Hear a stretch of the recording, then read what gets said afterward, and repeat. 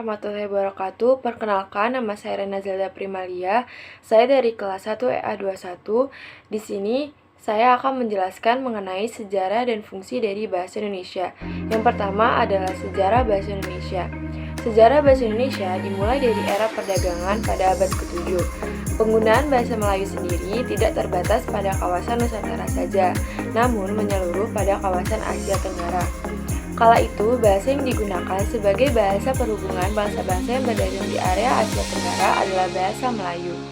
Banyak sekali bukti otentik yang dapat dijadikan dasar, antara lain ada Kedukan Bukit, Talang Tuo, hingga Kota Kapur. Bahasa yang digunakan pada prasasti tersebut adalah Melayu kuno. Memang prasasti tersebut berada di daerah perdagangan yang mungkin saja membuka dugaan lain. Beberapa bahasa dan kebudayaan yang turut berpengaruh pada sejarah bahasa Indonesia antara lain bahasa Sanskerta, Arab, Persia, hingga bahasa dan kebudayaan bangsa Eropa. Lepas dari bagaimana proses penyerapan dan akulturasi yang terjadi, nyatanya semua proses tersebut membawa pada bahasa persatuan yang kini kita gunakan sehari-hari. Validasi bahasa Indonesia sebagai bahasa persatuan kemudian ditandai dengan peristiwa Sumpah Pemuda pada tahun 1928. Momen itu menyatakan bahasa Indonesia sebagai bahasa persatuan seluruh rakyat Indonesia.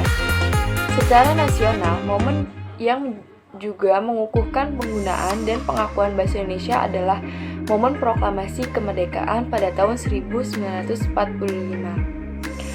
Dilansir dari situs Kementerian Pendidikan dan Kebudayaan, bahasa Indonesia lahir pada 28 Oktober 1928. Pada saat itu, para pemuda di pelosok Nusantara sedang berkumpul dalam rapat pemuda. Dalam rapat tersebut menghasilkan 3 ikrar yang diberi nama Sumpah Pemuda. 3 ikrar tersebut yakni bertumpah darah yang satu, tanah air Indonesia.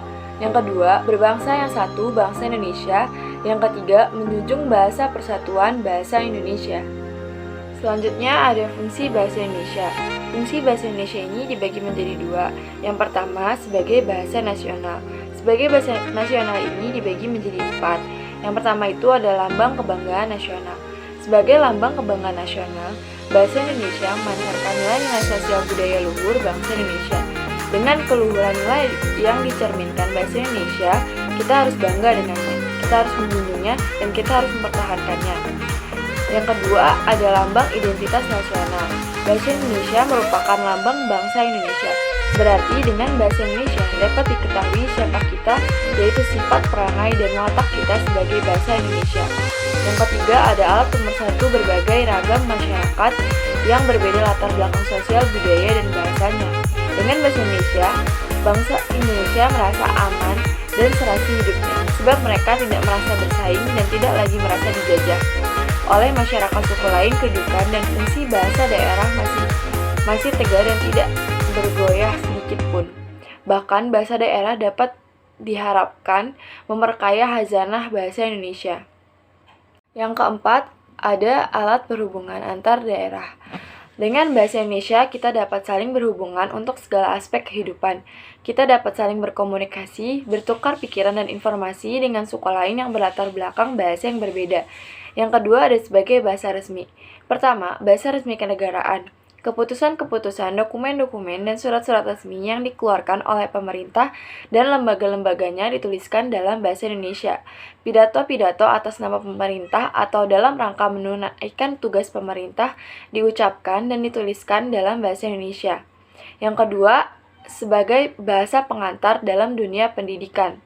Bahasa Indonesia dipakai sebagai bahasa pengantar di lembaga-lembaga pendidikan, mulai dari taman kanak-kanak sampai dengan perguruan tinggi.